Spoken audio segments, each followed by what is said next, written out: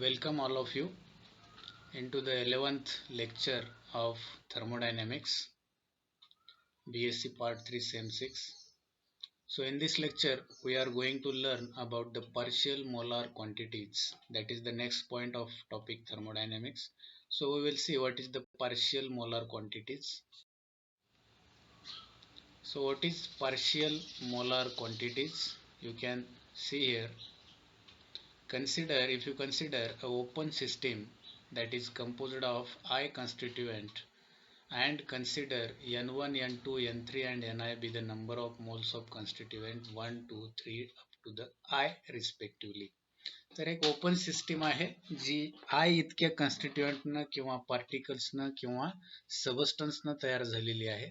त्याच्यामध्ये जर समजा 4 कंपोनंट आपण कन्सिडर केले तर N1, N2, N3 आणि N4 असे एकूण 4 नंबर ऑफ मोल्स त्या 4 कंपोनंट साठी असतील. तर असं कुठपर्यंत असेल अप टू द Ni. म्हणजेच या ठिकाणी तुम्ही बघू शकता up to the 1, 2, 3 up to I respectively. So these are the number of moles. Then if X be any thermodynamic extensive property that is the property depends upon the amount of matter of the system selected for study. So that is the X be the quantity. Then this property X is a function of temperature, pressure and number of moles. 3 factor आपल्याला दिलेले आहेत. या 3 फॅक्टरचं function असणार आहे कोण? ही property x. म्हणजेच ती extensive property is a function of 3 quantities. One is temperature, second one is pressure and third one number of moles of various constituents. त्याला मॅथमॅटिकल फॉर्म मध्ये आपण इंडिकेट करू शकतो. X is a function of temperature, pressure, number of moles कुठले N1, N2, N3 up to the Ni.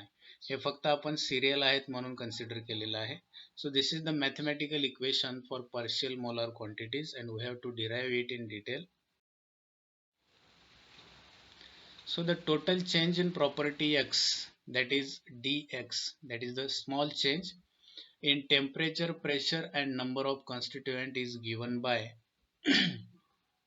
तुम्ही या slide मध्ये बघू शकता dx is equal to dou dt of x. म्हणजे याच्यामध्ये जर तुम्ही बघितलं तर हा विथ रिस्पेक्टिव्ह टेम्परेचर आहे. कोण? x is with respective temperature, म्हणून dou dt ऑफ x. जसं की आपण डेरिव्हेटिव्ह काढत असताना बघतो derivative of a with respective b, derivative of a with respective c, तर त्यावेळेस आपण dA अपॉन dc असं लिहित असतो. So x with respective temperature. जेव्हा आपण विथ रिस्पेक्टिव्ह टेम्परेचर घेतो म्हणजे पहिला फॅक्टर कन्सिडर करतो त्यावेळेस त्याचे दुसरे जे फॅक्टर आहेत प्रेशर आणि नंबर ऑफ मोल्स हे त्यावेळेस कॉन्स्टंट राहतात. म्हणून तुम्हाला या ठिकाणी दिसेल when pressure N1, N2, N3 up to the Ni, all these factor remains constant. Plus now we will replace temperature by pressure. So dx by dp किंवा dou x by dou p or dou p of x with respect to p आहे त्यामुळे into dp. आता pressure घेतलेला असताना pressure वगळून बाकीच्या ज्या terms आहेत टेम्परेचर आणि नंबर ऑफ मोल्स हे दोन फॅक्टर कॉन्स्टंट राहतील. म्हणून temperature N1, N2, N3, Ni. तर असं आपल्याला बेरीज करत जायचे. ही बेरीज कुठपर्यंत असेल बघा प्लस. आता dou x upon dou N1 temperature झाला, प्रेशर झाला. आता नंबर ऑफ मोल्सला सुरुवात झाली त्यामधला पहिला नंबर ऑफ मोल्स आहे N1. म्हणून जर आपण dou N1 with respective dou x by dou N1 म्हणजे x with respective first number of moles म्हणून इथं dN1 दिसेल.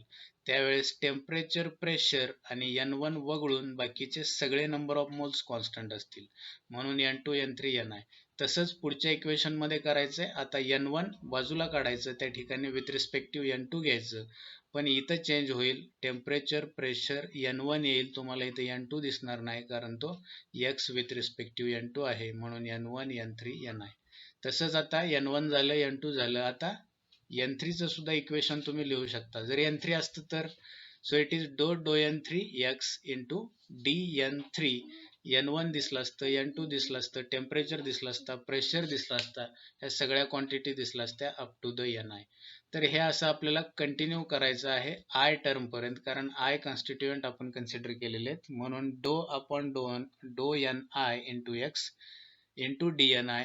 आता इथं टेम्परेचर असेल, प्रेशर असेल N1 N2 up to the Ni-1, म्हणजे आयच्या अगोदरची एक टर्म ती I-1 ने इंडिकेट केलेलं आहे. अशा प्रकारचं एक मोठं इक्वेशन या ठिकाणी तयार होईल, त्याला इक्वेशन नंबर 1 असं दिलं आपण. आता विथ रिस्पेक्ट टू टेम्परेचर सोडा, विथ रिस्पेक्ट टू प्रेशर सोडा, तर पहिली जी क्वांटिटी असणार आहे डो एक्स अपॉन डो N1 Wien temperature, pressure N2 N3 Ni, हा जो फॅक्टर आहे, ही जी क्वांटिटी आहे, या क्वांटिटीला आपण म्हणतो partial molar quantity. And it is written by a bar, म्हणजे आडवी रेष डोक्यावरती त्या फॅक्टरच्या, त्या कंपोनंटच्या डोक्यावरती आडवी रेष मारून आपण इंडिकेट करत असतो. So it is the bar over that thermodynamic property. ती कुठलीही थर्मोडायनॅमिक प्रॉपर्टी असू शकते, तर त्या ठिकाणी आपण त्याला इंडिकेट कसं करतो, x bar. So that is about partial molar quantities. Hence now we will consider for x1. So it is x1 bar dou x upon dou n1. Constant कोण असेल, N1 वगळून बाकीचे, म्हणजे temperature, pressure N2 N3 up to the Ni. तसंच x2 बार साठी आपल्याला लिहिता येईल डो एक्स अपॉन डो N2. टेम्परेचर, प्रेशर फक्त N2 दिसणार नाही, पण इथं N1 असेल, N3 असेल आणि Ni सुद्धा असेल. तर असं इक्वेशन नंबर 2 याला द्या, याला इक्वेशन नंबर 3 द्या. असं x1, x2, x3, x4 आपण कितीसाठी लिहू शकतो. So directly in general we will write for xi. So it is xi bar is equal to डो Ni x at a constant temperature, pressure N1, N2, N3 up to the Ni-1, म्हणजे Ni च्या अगोदरची एक term. तर अशा प्रकारचे equation आपण partial molar quantities साठी. So these are nothing but the partial molar quantities. या स्लाइड मध्ये तुम्हाला थोडंसं एक्सप्लेनेशन दिसेल. सो पार्शियल मोलार क्वांटिटीज और partial molar properties like x1 bar is the rate of change of property x of the system with number of moles of component 1. म्हणजे जितके component आपण consider केलेले आहेत त्या कंपोनंटच्या विथ रिस्पेक्टिव्ह याची definition सांगितलेली आहे. तर ती कसं डिफाइन करू शकतो आपण, rate of change of property x extensive property आहे त्या सिस्टीमची with number of moles of component 1 when number of moles of other components are 2 and 3 किंवा up to 4, 5, 6 काय असतील ते असतील, are constant at constant temperature and pressure. यामध्ये जर तुम्ही बघितलं तर दोन क्वांटिटी ऑटोमॅटिकली कॉन्स्टंट राहतात, एक टेम्परेचर आणि प्रेशर. जेव्हा आपण पार्शियल मोलार क्वांटिटीचे इक्वेशन बघितले त्यावेळेस पहिल्या सुरू कॉन्स्टंट राहणाऱ्या टर्म टेम्परेचर आणि प्रेशर, आणि त्यानंतर आपण N1 घेतला असेल तर तो वगळून बाकीच्या कॉन्स्टंट राहतात, N2 घेतला असेल तर N2 वगळून बाकीचे नंबर ऑफ मोल्स कॉन्स्टंट राहतात. आता ही किंमत जर आपण इक्वेशन नंबर 1 मध्ये जर सबस्टिट्यूट केली तर आपल्याला असं दिसून येतं, dx इज इक्वल टू डो dt of x into dt pressure N1, N2, N3, Ni plus, आता टेम्परेचर झाला, प्रेशर सोबत घेतलं, डो एक्स बाय डो P into dp at constant temperature, pressure बाजूला निघतो, N1, N2, N3, Ni plus, आता इथं x1 बार यूज केलेला आहे कारण x1 बारची किंमत आपण बघितलेली आहे. फक्त N1 साठी x1 बार असेल, N2 साठी x2 बार असेल, N3 साठी x3 बार, N4 साठी x4 बार, असं करत करत करत आपल्याला I फॅक्टर पर्यंत जायचंय, म्हणून xi बार इंटू DNI. तर अशा प्रकारचं इक्वेशन तयार होतं जे मी ब्ल्यू कलरनं दाखवलेलं आहे. So this happens at constant temperature and pressure.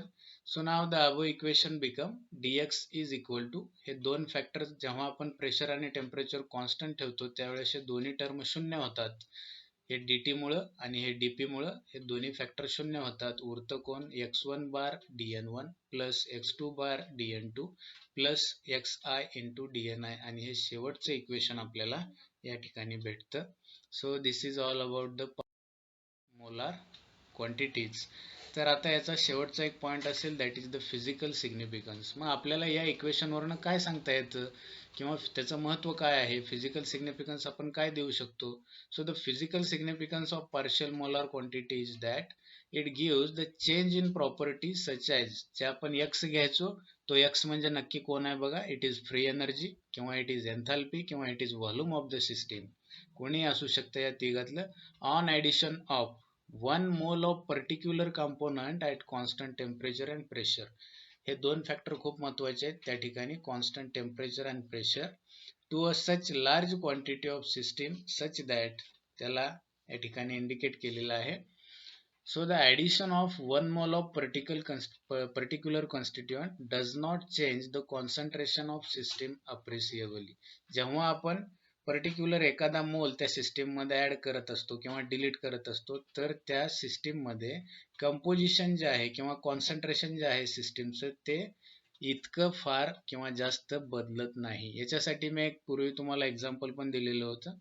जर का आपण समुद्रामधनं 1 ग्लास पाणी कमी केलं आणि जर मोजलं की नक्की किती पाणी कमी झालं, तर आपण सांगू शकत नाही, कारण समुद्रातल्या पाण्याची क्वांटिटी ही खूप जास्त आहे as compare to that 1 glass of water. त्याच प्रकारे आपण 1 मोल जो पर्टिक्युलर कॉन्स्टिट्युएंट आहे, तो सिस्टीमचं कॉन्सन्ट्रेशन अप्रिसिएबली म्हणजे जास्त प्रमाणात किंवा प्रभावीपणे बदलू शकत नाही. So that is the physical significance of partial quantities. बाकीचा जो पार्ट आहे, शेवटचं तुमचं एक इक्वेशन आहे, ते आपण पुढच्या लेक्चरमध्ये कंटिन्यू करणार आहोत. थँक्यू.